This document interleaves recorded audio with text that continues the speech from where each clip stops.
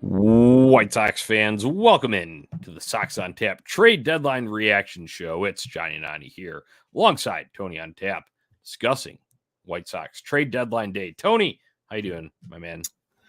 Jonathan, I am sitting back, relaxed, strapped down, and ready to talk about what happened there. Whatever happened there. First, I think I'm going to pour a little out for Jake Burger. That's going to be the start of this. And I'm going to join you on that. Just shocking move here today by the Chicago White Sox. Right. We'll get into the moves that happened today, reflect a little bit on the moves that had happened in the days prior leading up to the deadline on this edition of Sox on Tap. But before we get into it, make sure you're subscribed on Tap Sportsnet on YouTube. Go and like us on Facebook as well. Drop your comments and we'll feature them on the show. Give us a follow on social media at Sox on Tap and on Tap Sportsnet. And as always, check out ontapsportsnet.com for all your Chicago sports, literature, and podcasting needs. All right, let's jump into it, Tony. The trade deadline day, that's a big headline here. The White Sox also played a game tonight and lost that one to the Texas Rangers, but no shock there. The shock that you had talked about was in the trade deadline move that happened today. That is Jake Burger going to the Miami Marlins for a prospect left-handed pitcher. I didn't see Jake Burger on the move when I had my Rick Hahn bingo card laid out at the beginning of the day. So this came as a surprise. His name didn't show up in rumors earlier in the day. What were you thinking when that tweet came across your timeline? First thing I was thinking was this has got to be fake. Didn't really know who the guy was. Yeah, it was fake account season. And you got to be weary of these things out there, especially on trade deadline day. Johnny, you know as well as I do that there's all sorts of different trickery that takes place on the timeline. I thought this was, admittedly, I thought it was fake. We saw it come across the Sox on Tap group chat as well. And then all the other reports started to pour in, confirming that Jake Burger was headed to Miami. I was just as shocked as I think everybody else was. This was a guy that, I mean, for all intents and purposes, outside of Luis Robert Jr., has been the story of the 2023 Chicago White Sox when it comes to success. Obviously, he didn't make the team out of camp, but still second in home runs on the team. I believe he was third in the American League as of last weekend. He's a guy that has overcome a ton of adversity. He's somebody that has been on these airwaves with us, Johnny. He's one of the first interviews that we've had. Tremendous dude who's, given us the time of day to, pick his brain and come on here and chat with us multiple different times, not even just Sox on Tap, but back all the way to the Shy Sox Weekly days. He's someone whose career we've followed very closely, and it was a tremendous opportunity to see him get up to the big league level, succeed, and start to be a guy that I thought was going to be one of the leaders of this team going forward, especially with how Grifol and Hahn have sort of hinted around, culture change and, who's going to be there. This was a guy that showed up every day. He hustled out of the box. He hit, timely home runs. Yeah, he could have got on base a little bit more. Sure, there was questions around his defensive abilities, but for all intents and purposes, Johnny, he was a guy that I thought White Sox fans, and myself included, could get behind, root for, and was a real positive story on this team that lacks any sort of positive stories at all outside of, like I said, Luis Robert Jr. so far this season. When I saw that tweet, man, I was in shock. And I still feel like I'm sort of in shock right now, thinking that he's no longer with this team. And we'll get into the returns and stuff here. I want to hear your reaction, but man, this was, I'm puzzled still.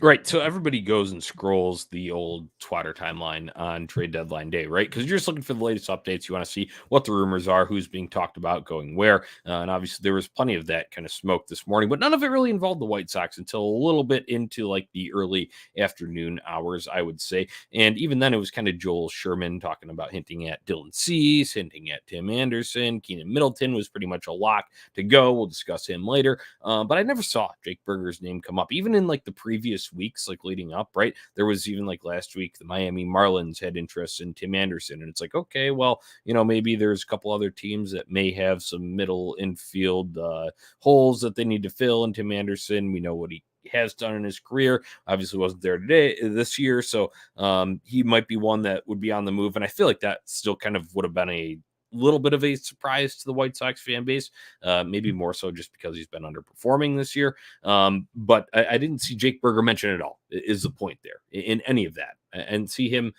bandied about in any of that. And then it just comes across a guy from the Miami Herald popping in with him being traded. And I was like, whoa. Same with you. Is this fake count season? No, it's real. And why are we doing this? The guy that we're getting back better be pretty good. And my mind started to go to the same place that you did. And Jake Burger brought the fire, passion, grit, TWTW that we love. Call it meatball, take shit if you want. The guy hit dingers, timely home runs we needed. I agree with you. Probably could have gotten on base more. There were knocks on his defensive game.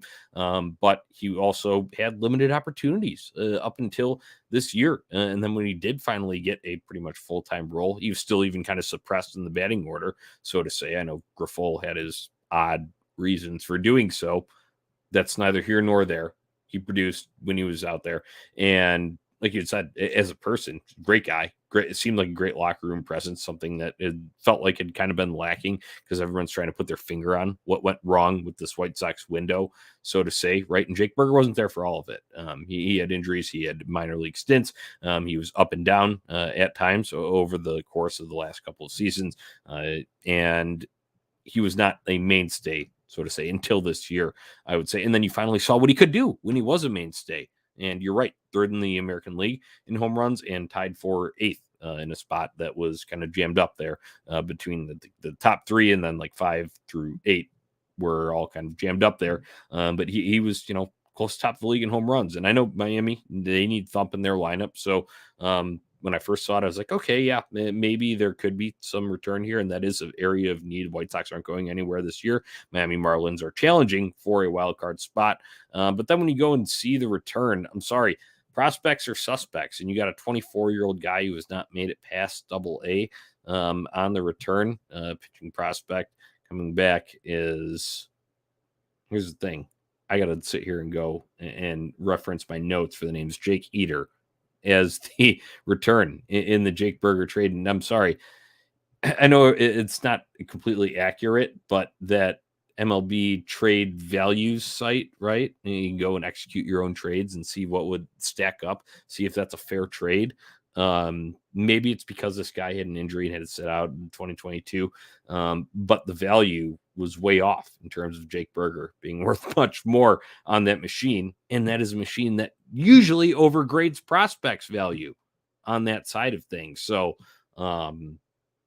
man, this is a tough one to swallow for me, Tony. Yeah, and there were some injury concerns with Eater that I've read about as well. Again, it's a name that is coming back with a bunch of other names that we talked about on our Sunday Fun Day show in the Lucas Giolito, Lance Lynn deals. I could be proven wrong at some point, and hopefully I am. I think this is probably the sentiment that most White Sox fans will take out of this is hopefully we're all wrong, and this kid that they moved Jake Burger for winds up being an impactful arm for the Chicago White Sox. With that said, on a team that lacks all-stars, on a team that lacks home runs, we talked about how the White Sox didn't hit enough home runs last season. That was a huge thing. The Steve loves home runs. I love fireworks. Here comes a kid, your former first-round draft pick, is really starting to figure it out at the major league level. And you're moving him at a time when there's a bunch of other bats in this lineup that I feel like you could probably move for a pitching prospect. Maybe Eloy's value wasn't as high as Jake Burger's. Maybe Andrew Vaughn's value wasn't as high as Jake Burger's. That in itself is a huge fucking problem. Right. That they're not as valuable to go off and move at this juncture in, what was the last rebuild. that you're having to go and make what Rick Hahn referenced as a baseball move to deal from a position of strength. I wonder if Miami would have done that same deal for Andrew Vaughn, or if Andrew Vaughn was rated higher by the Chicago White Sox than Jake Berger at this point. I don't know. Obviously, the on-field performance of both players sort of speak for themselves here, Johnny. You could add Eloy into the mix there. Heck, you could add Yohan Moncada into that mix as well. I believe Berger's under control until around 27, 28. So 28, he'll be in he'll be in Miami for quite a long time. This was an organizational piece that you could build around. They must think very, very highly of this Eater kid. And, I know that they seem to have prioritized pitching arms in this retool, sell off, whatever we want to call it here right now. Sell off right now, yeah. We can't put labels on stuff, right? Crap like that, yeah. I am extremely concerned with this move. Yep. And sort of the reasoning behind that, Johnny, is you eliminate not only a feel-good story from a franchise that desperately needs feel-good stories and stuff for people to rally behind. You made this team a little bit more impossible to watch down the stretch. And then on top of that, what did Steve say? This team only has one likable player now. Yeah. So there's a lot of concerns here. So, hey, I know we've gone back and forth on some of these trades. The Lance Lynn deal. We talked about who won the Lance Lynn deal. We've talked about the Chris Sale trade. We've talked about Jose Quintana. This one should be graded fairly heavily for White Sox fans, in my opinion, going forward here. As you said earlier, prospects are suspects, and we are conditioned to feel that way now because of what we've witnessed here in the city of Chicago as White Sox fans over the past couple of seasons. There's no guarantees that this plays out or pays off for the Chicago White Sox, and Jake Berger may very well be in an all-star game in the next 2 years, hitting in a home run derby in a different jersey. And he probably won't get injured like the other feel-good story in the home run derby if he does participate in it. That's just my bet. That's just how I feel as a White Sox fan right now. Very disappointed in this trade. Again, hope it does pay off in the long run, but I think we should watch this one and weight it accordingly. Why, after acquiring all these pitchers, when I go and look back at the haul overall, if you go and just look at now that the trade deadline has come and gone, and you go and look at it, our guy Sox Insane put out a great tweet, and he said, so the Sox traded 6 pitchers and Jake Berger for 4 pitchers, 2 catchers, and Trace Thompson. Awesome. Kind of, adding some snark there at the end, but I agree. That kind of, in my opinion, devalues the pitchers that you got before. And I know that it shouldn't be viewed that way because each trade is different and you don't know exactly how one, not that one trade and that return is exactly indicative of what's the next one is. And you're probably just getting the best talent available too, right? Based on what that organization that you are trading with is willing to offer up or has available or is ranked highly in their pipeline, whatever it may be. But at the same time, if you're going that, I would have expected at least 1 or 2 position players not named Trace Thompson within this thing outside of catchers. I know that there are 2 catchers that they did acquire through all this, but when I go and see this stockpiling on all the pitching there, sure. I mean, yeah, you want to have good pitching. That's true. But when we're talking about pieces that are going to come up and fill roles here, what are some positions that we've been in dire need of? Outfield, corner spots, right? Oscar Colas hasn't answered the bell yet. Talking second base, there's still no answer there for the future. Maybe Lenny and Sosa, but once again, that's not a surefire thing. I know there are a couple infield prospects, but at the same time, those are also suspects too, guys that are already in the system. And then when you get these guys in the mid levels, like this guy, Jake Eater, coming over AA. It hasn't reached above that. I know he did have some injury issues that sent him. He was on single A for a little bit this year and then has now moved up to AA within the Marlins system. But that's not extremely inspiring that they are, close to being on the cusp, ready to go, contribute here. And I'm going to get a little bit more into that in terms of direction of the team, since Rick Hahn won't label it. We're going to give our takes on, what we think the direction of the team should be. But yeah, overall, it's disappointing, because especially that Jake Burger was controllable through 2028. So you're talking about a piece that at that point in time, by the time he even reaches like the free agency level, he's like already like 31, right? So you're getting all of his best years, so to say, under control, and even pre-arb to start right now. Man, it's a tough pill to swallow. Isn't that the type of piece that you would want to build around? I would. There's really no Yeah, great point. There's here. really no way out of this one unless this kid comes up and he's a top 3 arm in your rotation, and I think that that's a lot to expect out of somebody. You look at what the White Sox got when they brought in Lucas Giolito, Michael Kopech, Reynaldo Lopez, excuse me. In some of these last trades, you even look at the struggles of a guy like Garrett Crochet has had in this system over the past couple of years, and injuries and stuff like that. That's another comment. While you brought that up, Garrett Crochet, first round pick 2020. This guy was a 4th round pick 2020. So I know that was an abbreviated draft, but Garrett Crochet, I know he's had the injury issues, but this guy's had injury issues too. Garrett Crochet is a 1st round pick, and we're, talking about him not even, it's a question mark if he's going to crack the rotation next year into his 4th year with the club. What are we looking at for this guy? Valid questions. Very valid questions.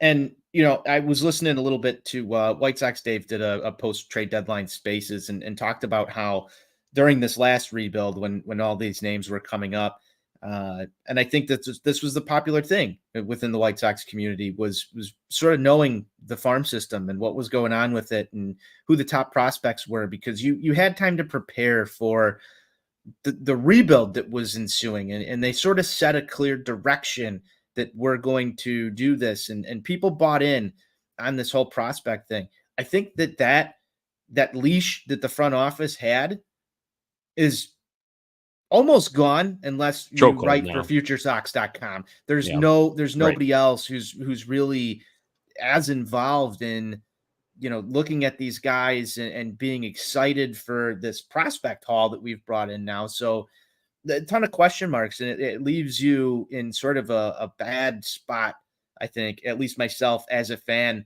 looking towards the future here. Right. Yeah. And looking towards the future, a great comment from LA here in the YouTube section here. If you want to contend in 2024, which Rick Hahn kind of indicated, we'll get to his comments in a little bit. Why would you get rid of one of your best hitters, right? Controllable hitter, a guy just finding his stride at the MLB level and providing pop while doing it. I agree. That's a great question. We'll dive into that and crap like that as we move forward here. One more from LA, since that was a great comment there. It's almost as if the front office hates its fans. Berger was a fan favorite and a good dude in a locker room that is clearly having issues. Yep, we kind of discussed the feel-good story that you're shipping out of town there, and it feels like, what do you have to root for, really, right now? I mean, what, Luis Robert, go and see if you can be the runner-up to Shohei Ohtani for AL MVP? That's really what it's like. That's about what you're watching for right now at this point of the White Sox season. So that's disappointing. All right, Tony, and now that I think that's a good transition point, and I want to talk a little bit about Rick Hahn in the direction here and what was established. I know there's another couple moves today, acquiring a cast-off reliever from the Rays, or pitcher for the Rays for some cash there, and then Keenan Middleton going to the Yankees for another kind of low-level prospect there. But Rick Hahn, when they were asking, what's going on here, and he says, competing for the postseason is viable in 2024. Not ready to label the current status or project as rebuild, but says the organization is much stronger for 2024 and beyond, and we need to get to the end of 2023 before assessing direction of the franchise. So he's buying himself some time right now. Obviously, White Sox fans are impatient. White Sox fans deserve better than that. Tony, what do you make of these comments by the White Sox general manager? It's sort of just aggravating to hear that there is no plan right now. And the reason behind that is I don't think that they have one. They did not expect this thing to fall apart as quickly as it did. They really believed in this team is sort of the sense that I get from this. And I felt sort of almost as if the Jake Berger trade just sort of solidified for me that they were shooting from the hip here. It's really easy to go move a bunch of guys who are on expiring deals, which is sort of the path that they took. It was almost just formal business, right? Like getting Lance Lynn out of town, getting rid of Lucas Giolito, who they had Kind of no said, brainers, right? yeah, just the no brainers that were out there. And yeah, you get back what you get back for some of these guys. And then the Burger move sort of felt like just a move to make a move.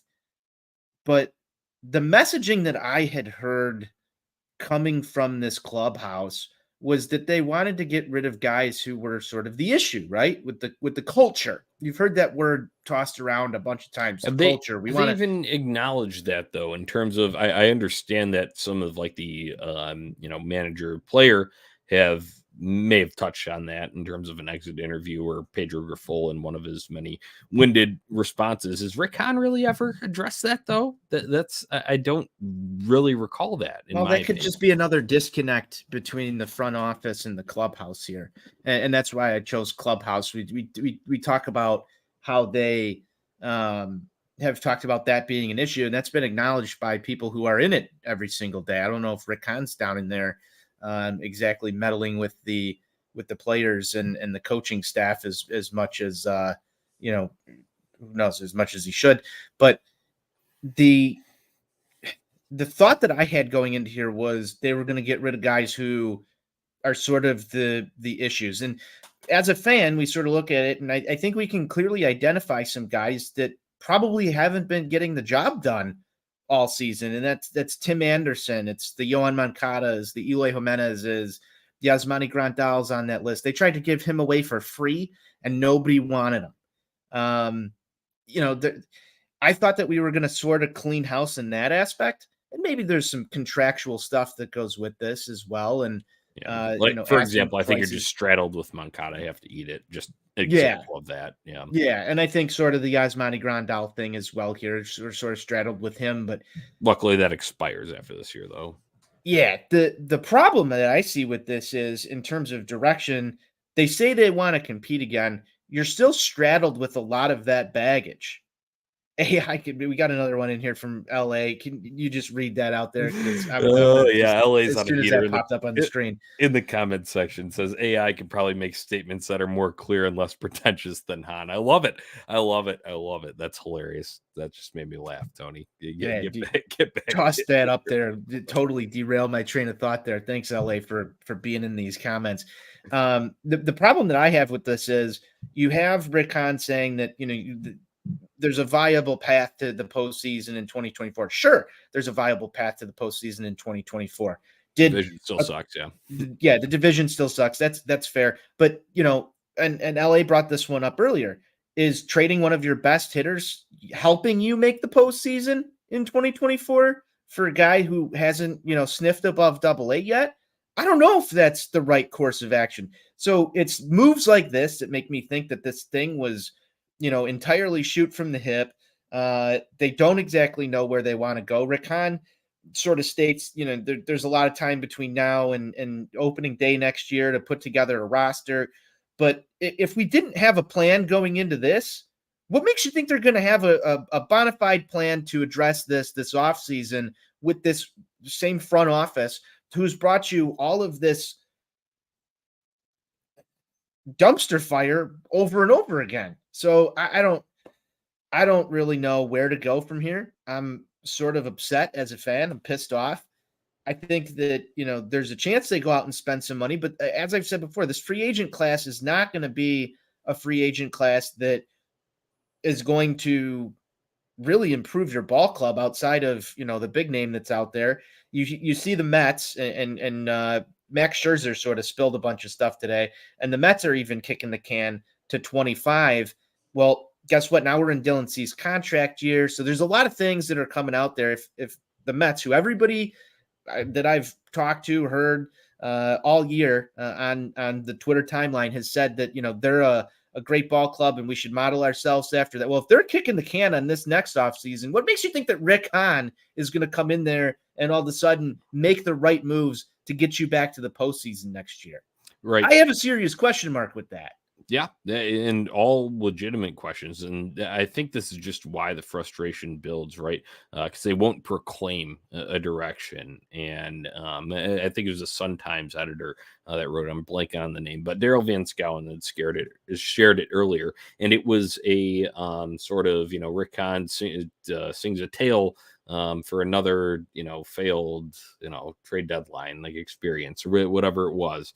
And that's really what he's doing. He's just telling tales out there. And it sucks because I think everybody's in agreement on this within the White Sox fan base. If you really care about this team on a day-to-day basis and you know what the operations have been like for years, it's that Kenny, Rick, the whole upper management needs to go. Obviously, there's the Jerry sell the team thing that's been out there for a while now. And don't get me wrong, I'm not trying to downplay that at all. But just be realistic. That ain't happening. Jerry Reinsworth's not selling the team in the offseason. I'd have a sliver. I want to hold on to a sliver of hope that maybe, just maybe after this rebuild, going through that project, costing Jerry some money of not being in the second place that he always likes there over the past, 5 years leading up to this window, so to say. It might be the last straw, and Hahn and Kenny Williams are finally out the door. But I'm also not going to say that's a guarantee either there. So when I go and think about this, if I had to pick this lesser of two evils, rebuild, retool, I'm team retool, Tony. Rick Hahn doesn't get to be in charge of another full-scale rebuild. I'm not going back to watching grainy prospect highlights of the White Sox for the next 5 years, hoping that it'll just pan out and work out, like we all had hoped this window was when they acquired all these great prospects and had this controllable arm that they sent away and got two guys that are, let's be honest, busts to this point in Michael Kopech and Yohan Moncada. And then the other one's not meshing with that. It never all came together, Lance Lynn says in his exit interview before he leaves town. They added a few pieces there. Sure, the front office could have done better in supplementing that, but I think there's everybody knows that there is a sort of dynamic that's at play there in how much he's allowed to spend, right? Because for a while, when Hahn was on the right track of making the right trades, or so we thought at the time during that rebuild, that we were on the right track, and then it's just we couldn't supplement it there. Well, I would rather start with Dylan Cease and Luis Robert than start from fucking scratch with, maybe a few fringe pieces around the diamond when you go and look there position player wise. No clear catcher in sight, right? I'd rather have a guy that's going to finish runner-up AL MVP here and Luis Robert on my team there. I know that he was kind of like the untouchable there, but add Dylan Cease there. And guess what? If shit doesn't work out and say they do go for it next year, we're talking future direction of this franchise. You can still trade Dylan Cease in the offseason. You can still trade Dylan Cease next year. My hope would be that someone can take over the reins of the front office in the offseason. That's not Rick Hahn and Kenny Williams, but in my mind, I'm just going to operate under the assumption that they are, knowing Jerry, knowing his track record, knowing his loyalty, his greatest strength, and also greatest fault, right? I'll go down that road over the rebuild that a lot of people wanted to see happen today with Dylan Cease getting moved, because guess what? I'm sorry you all spent your, 7 hours of your day deluding yourself into thinking that the Orioles might move Jackson Holliday. That was never going to happen. You're never going to get fair value from the Orioles for Dylan Cease. If you wanted to be serious, you would have really swooped in and pressured the Dodgers hard after Eduardo Rodriguez denied that trade out to LA. That's where you really would have, and take advantage of that system out there. I know the Orioles might have a little bit more flash at the top right now, but I'm glad that they held on to Dylan Cease here, and I'll sit on team retool entering this offseason, Tony. I think that's fair. Overall, I wholeheartedly agree with a lot of what you said, especially in terms of the who's going to be managing this team from a front office perspective. I like to operate underneath the assumption that Rick Hahn is going to be here for the remainder of my time on this earth Right. as the White Sox general manager until I'm proven otherwise. Jerry's going to find the fountain of youth. Yeah. I mean, there's no way that I don't make it to 60, 70 years old and we're dealing with 140-some-year-old Jerry Reinsdorf still making me miserable and probably still making NWI Steve miserable. And that's what's important here, because he needs to be miserable. But the fact of the matter is, there's no reason that this team should be retooling. There's no reason they should be rebuilding. There's no reason that we should be in this situation right now. This is bottom of the barrel. It does not get worse when we're sitting here having to argue or discuss the direction of this thing in what was supposed to be a window of sustained success, and whatever definition Rick Hahn has for that. I would venture to say he can look at this and isn't stupid, and knows that this is not where this team needs to be right now. With that said, financial resources aside, there's a lot of raises that are going to kick in for some of these players next season. So some of the money shed, and I know that Yasmani Grandal comes off the books as well. Bob Nightingale said that they're going to be players in this free agent market. You could take that for what it's worth. I don't really have faith that either path is going to wind up getting you to where they need to be for us to be happy White Sox fans within the next 5 years. So the lesser of two evils, when you throw that out there, if you're talking about sort of the all-in days, which is what they need to do and go piecemeal whatever they can together with competent MLB veterans, competent meaning White Sox level, because we got to be realistic here. So you're going to see that sort of same thing, the Todd Frazier type deal, maybe this off season, who knows? But I'm just looking at this. Like, is there a reason to buy White Sox season tickets next year? Is there a reason to go out to Sox Fest? Is there going to be a Sox Fest? Can they answer for this? There's no accountability here. And I know they've said that accountability is not an issue with the White Sox. This reeks of the same accountability issue that we've been chasing here for the past couple of seasons. This is past, get mad at Pedro Grifol. It's past, get mad at Ethan Katz. There's so many problems that, I say when I say burn it down, I don't mean go into a full scale rebuild. It just needs to be burned down from the top bottom, including front office, coaching staff, development staff, everything involved in there. And as people have said, and I've tried to stay away from this, Steve's been big on it for a long time. It's not going to change until Jerry's gone. I've stayed away from that. I'd like to hold out hope, because at one point in my life, the 2005 White Sox happened, and you can catch lightning in a bottle once. It's like we're drug addicts, just sort of searching for that one hit that's going to make us feel great again. That's the only thing I can explain it as right now. It's because, I don't know where we're getting our next hit, man. You got to find a fix, and there's no fix anywhere in sight. Yeah, that's a great way to put it, man. And I totally agree with you. I was just kind of going more on future direction with what's presented with us right here on trade deadline day 2023. But when you go and look at it in a big picture, sort of sense, I think you just summed it up perfectly there. So it's sad that we do have to, talk about it in this light, but unfortunately that is the reality of the situation, because I think one thing that you had mentioned in terms of burning it down, sure, there's I think every team, and it's not just the White Sox. Sure, we see it a lot because we're all White Sox fans, and we all share the same, kind of passion for this team. We want to see it be run correctly, and the same guys that have been in charge for a long damn time. So when you see the fire Kenny, fire Hahn, sell the team Jerry, all of that, that's all good and well and totally within your right as a fan to go and say. But you go and look at other teams' fan bases, they'll go and do the same thing when they're in a year period of struggles, down years, whatever it may be. So that all happens there. I think it's more of that obviously that all needs to happen from a figurehead sort of standpoint, but then on the kind of next tier of that there in the analytics, in the player development, especially all of that kind of stuff. You need to take notes from the teams that have done it right in recent years, and they're able to operate on a smaller budget than even you have. Because I saw a post the other day in terms of everybody likes to say Jerry is cheap, and sure, you can go and point to the not handing out a contract over $100 million to a player there, and that is all legitimate. I'm not dismissing that at all.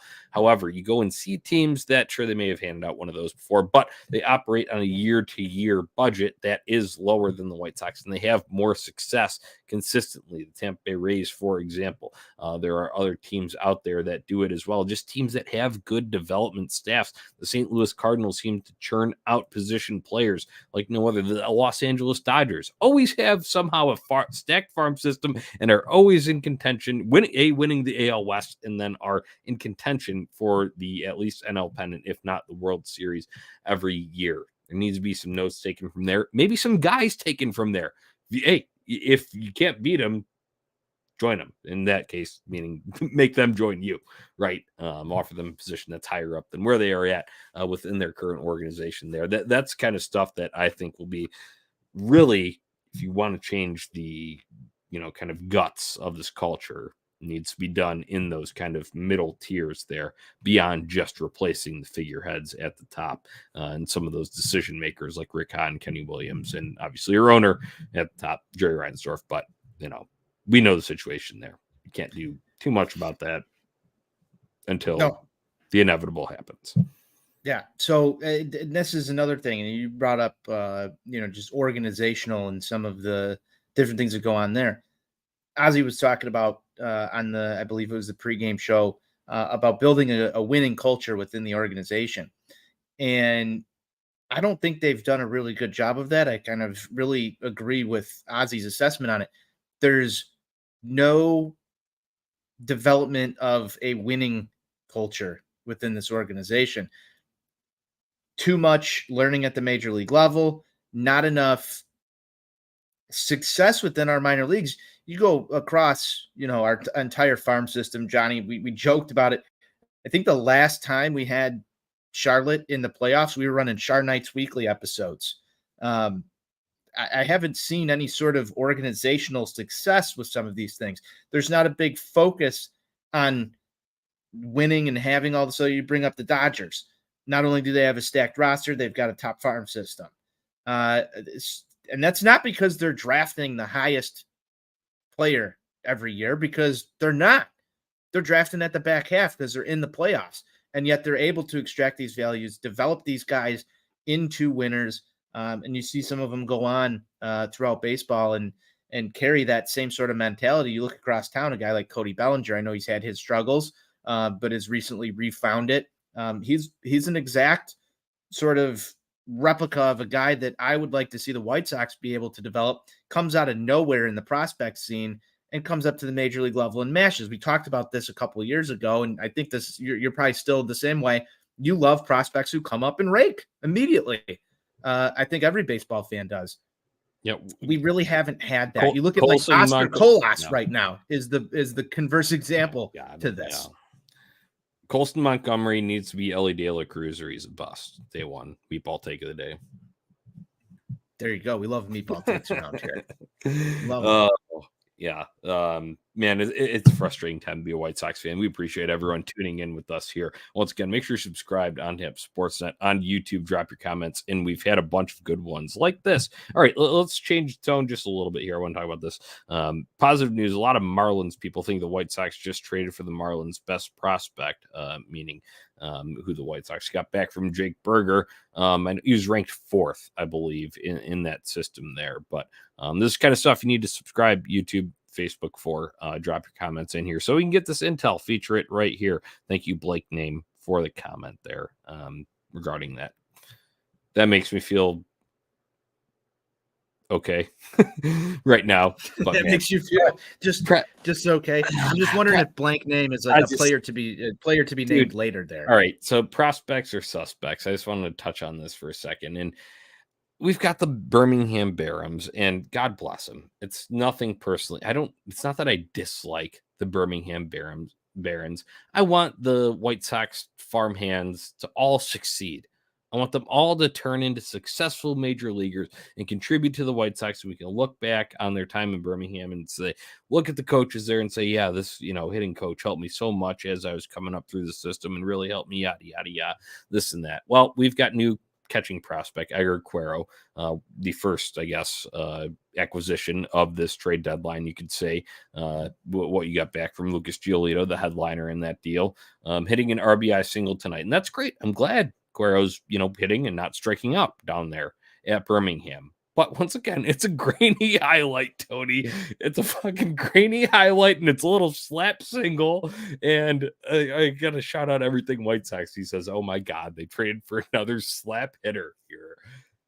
And I can't do the grainy highlight prospect shit anymore. And that's why I'm on Team Retool. I don't want to sit through that.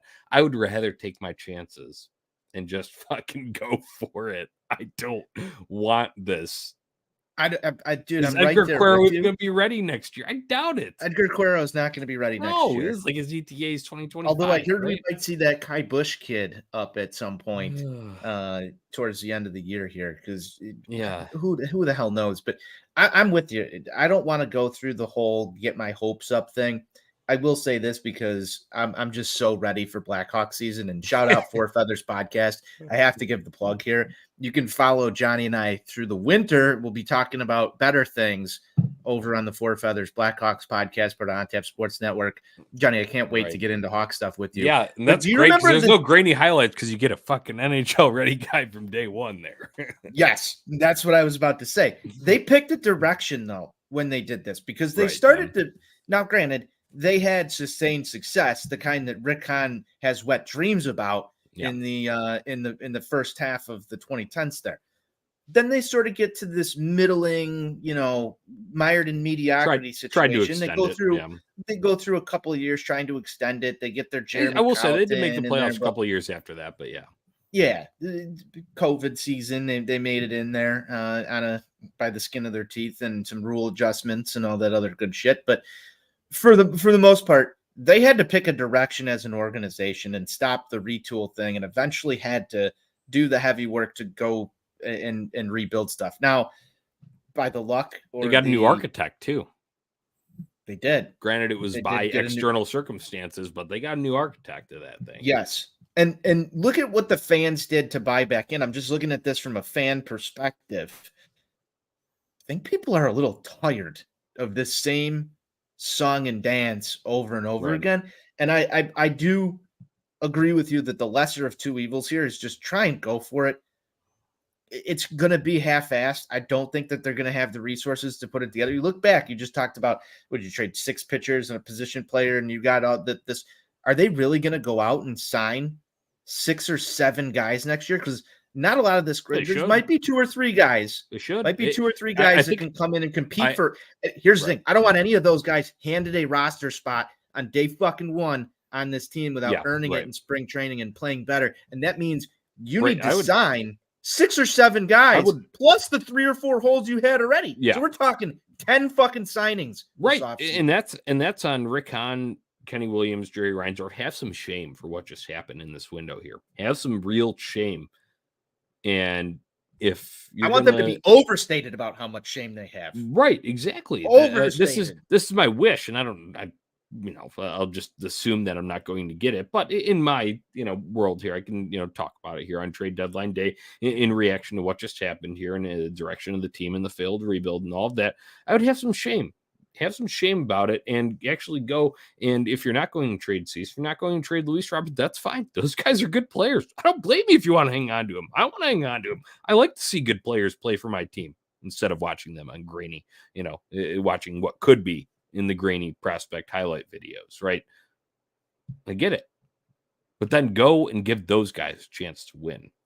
And the only way to do that is through that retool model. And like you said, there's a lot of holes that need to be filled. Just for example, I would go and sign Adam Duvall and put him in right field and tell Oscar Colas, what the fuck are you going to do about it? The example of what I would do if I was in charge. Yep. And here's the other thing too. in terms of guys like Yohan Moncada, Eloy Jimenez, you're going to need a catcher. Yeah, Yaz won't be back. You need a second baseman. I would even say, well, at least Tim Anderson somewhat has Colson Montgomery pushing him. And there's not much time left on that deal. We're talking about 2024. Yeah. Talking about retool. That might be a good next year. Real quick, that just might be a decent handoff there, though, between Anderson and Montgomery. Assuming you don't sign Anderson by the time he's gone next year, it might be time for Colson to come up. Just that's future thought, but I just had that in my mind with looking at ETAs and all that. It's the way too early. Rick Hahn doesn't want to talk about opening day 2024. Talk about opening day 2024 right now. Crap like that. We're going to need a marketing slogan for next year. We'll figure that one out somewhere along the line. But I don't want Yohan Moncada to be comfortable going into next season as the third baseman. I just don't. Right. You need to have a valid backup plan. Your backup plan just got traded because he's played more of the games over there at third base, it feels like, this season, than the guy who now doesn't have any sort of competition behind him. Right. Well, Andrew Vaughn shouldn't be comfortable at first base. And I'm sorry, gloves come off here. Gavin Sheets hasn't proved to be the answer to potentially dispel or displace him at first base. So tough love for your boy. Yeah. Where's the competition here? Where's the drive to do better? The only guy that should walk onto this team next year, there's probably two. The only guys that should walk onto this team next year and be comfortable right away is Andrew Benintendi and Luis Robert Jr. That's about it. Because I don't think Anderson is 100% a lock to come back to this team next year. Everybody else should have some sort of feeling that there's a guy who's ready to come up and take their job at any given moment. That's on the position player side. Pitching, not talking about that right now. On the position player side, there needs to be competition amongst these guys. I feel like they're too, I don't know what they take it for granted almost that they're going to be in the lineup. Complacent. They're complacent. That's a perfect word for it. That's why we have editors here at OnTap Sportsnet. Johnny does a hell of a job doing that, but they are complacent. That's exactly what they are. Right. Yeah. Culture of complacency. I think that's a good point to make there. On Tim Anderson, I know this is getting technical on you, but I would argue that while you shouldn't feel comfortable, especially after the season that you've had this year, but club option next year, $14 million. That seems pretty okay in my book. He could be making a whole lot more if he had hit free agency, and so right. Well, it's a club from a contract value standpoint. I think he's a club option, and then if the things unfold, whatever, see how it goes next year. He could be a trade deadline candidate next year. Because I think if he would have had a normal Tim Anderson season, at least the Tim Anderson that we have seen since 2019, if he would have had that type of season, no doubt in my mind, he would have been moved today. That's where I'm at. So, and then I think after that, Colson pushing with there if he needed to bridge for just a short amount of time with Lenny Sosa, who knows exactly what his position is going forward there. But this, like I said, this is getting a little bit technical on that front there. Other than that, though, a lot of holes. Should anybody else? And you want to generate competition. I think that's the point that you're making there, though. Letting these guys be complacent, and I think there needs to be an extra drive too that comes from within, both from player motivation standpoint, whether that be on the manager. I think a lot of that has to do with Pedro Grifol. Is he going to be back? I mean, shit, that's a whole nother issue that we haven't tackled. I feel like we'll have a lot more to discuss on that when the offseason gets closer, because obviously he's not getting canned right now, mid-season. That's not happening. This team already is what it is at this point. He was Hahn's guy too, so does Hahn stick around? That's another question that needs to be asked. Here's one thing that I forgot to bring up here, and this is maybe something that didn't happen and sort of flew out of the radar, or under the radar for a couple of folks. Did you see the reports about the White Sox inquiring on Salvador Perez? Yeah. Steve's worst nightmare coming to life. Yeah. So that tells me that Rick Hahn and Pedro Grifol will be back here. Steve Stone, I guess, took to Twitter the other night and was answering fan questions. Yeah. And I believe he also said that he believes that Pedro Grifol is the guy in the dugout next year, or should be the guy in the dugout next year. So They'll go and address one. I'm very nervous that the Bob Nightingale Sox are going to be active players in free agency. Winds up being White Sox signed Salvador Perez, and we go from They there. got to trade for him because he's Well, under control. So it's you have money. to trade. You have to trade. I'm talking for, about money. Well, Yeah. I guess from free agency standpoint, that's fair. We're not spending money on a contract there. Could he be your catcher? That's why we stocked up all these pitchers, because Kansas City just traded. City just traded away some pitchers too at the deadline. So that, man, how do we not see the long game here? This is all just setting up for a grand Salvador Perez trade in the offseason.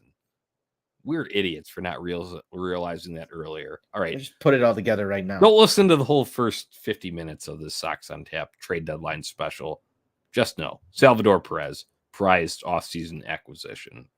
Could you imagine if they deal Jake Eater for Salvador Perez? Oh God, yeah. Right as people start to come around to him, and like the burn from the burger trade starts to wear off, then they go and flip him for Sal Perez, the aging Sal Perez there behind the plate. And okay, yeah, he might reach the batter's eye twice next season if he were to come to the South Side.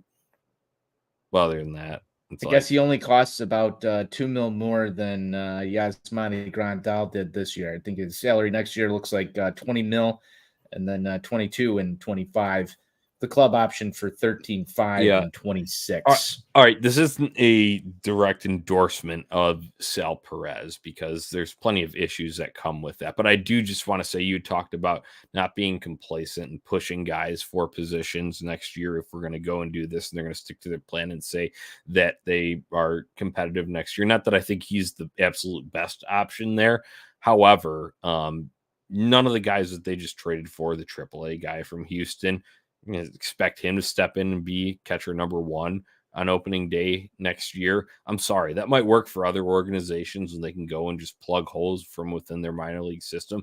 I don't trust these prospects as far as I can throw them. And that guy had injury issues earlier this year. I don't know. I need to see a lot. I need to see like him coming up at the end of this year and absolutely owning the job for me to feel any better in that. And then Cuero seems like he is still a few years off. Maybe not a few years, but season and a half, maybe. That's what I gather just from where he was at, because I believe he was also pushed in his development into being at AA this year. In terms of that's kind of overslotting him for his age range there. So, and then if you have Sal Perez, contract's not up yet, and that Cuero guy does become ready by some stretch of the imagination, he's blocking him, and you're just DFAing Sal Perez down the road. That's the White Sox way. And you gave up the so-called best prospect in the Marlins system that you had acquired for one of your up-and-coming controllable players. Man, it's a if it happened to James Shields, it could happen to anybody. We need a Charlie Day type of board to map out all of these trades and where guys are and what the cause and effect is for certain things of how they get brought up or sent down or released or traded or whatever it may be, to really map this out to see what kind of a colossal fuck up this whole White Sox competitive window and then whatever they're going to do in the next few years has been. The ripple effects of not succeeding in that competitive window. Yeah. I can see this just spiraling out of control in certain regards, but let's hope that NWI Steve's nightmare doesn't come true. That said, if you don't have a number one next year, you're going to have to address it. Somebody's going to have to be your number one catcher if you're talking about competing. I don't think that's Sebi Zavala. As I said, there's nobody on this roster outside of a handful of people who should be guaranteed a starting day job next season, or at least uncomfortable in their position. And that's how you develop that sustained success. This is what we were promised. This is what we were told was going to happen. And we're nowhere near that, because you can't start to identify anybody who's major league ready that's going to come up here and challenge for these things. Is Zach Remillard really going to be the guy? Again, wonderful story. Is he going to be a guy that's a huge player on your team next year? No. Best is served as a bench Lenyn guy, just Sosa, like we all talked about the past number 28, Larry Garcia, for a while when he was going well. Yeah. everything went downhill when Lurie left. Yeah, I mean, it really Failed did, because to obviously Oscar Colas can't handle the boombox, so yeah. we need Lurie back for that. All right, just on the I just Talk about last note, marketing slogans real quick though, yeah, Johnny. White Sox. crank it up, Boombox. Crank boombox, it up. There it is. crank it up. Crank the boombox up to another level. Bring back Lurie 2024 World Series parade's back on. Then Yeah. we can talk to Hahn. All right, one last comment just is in nitty-gritty of prospects here, and that is Corey Lee, the catcher that they acquired from the Astros for Kendall Graveman, probably the closest to MLB ready. It did have a little cup of coffee with the Astros at AAA. It is about to start rejoining that lineup there. He was out for a little bit with an issue while he was at the end of his tenure within the Astros organization with their AAA squad. About to join AAA, I would imagine, depending, I know what your opinion of Yasmani Grandal, what they should do, what they actually will do with him. But if you do open up a spot, we've carried 3 catchers before, bring him up. He's the closest one looking like that there at AAA, and he's number 14 prospect there. Even, remember we got this like kind of flood in and like that first night after we traded Gio and Raylo, and it was like, oh, well, these guys are already top 2 and top 5 for their top 7 now after looking at these rankings here for what we've got within the system. That guy is down there. You really trust that as your opening day catcher next year? Because I'm sorry, Sebi Zavala, you know what? Once again, another friend of the program from Chi Sox Weekly, but sorry, the bat just is not there consistently. Can be a solid defensive catcher there. He is a okay backup catcher in this league, but he's not your starter. You're legitimately competitive. And then Corey Lee just jumping up and taking over in front of him. I don't believe that he is a jump-in guy there. So food for thought on your Sal Perez dreams tonight. You're not talking to me. You're talking to Steve, and I hope he's out there enjoying the East Coast and watching a real organization play down in ATL. Yeah, man.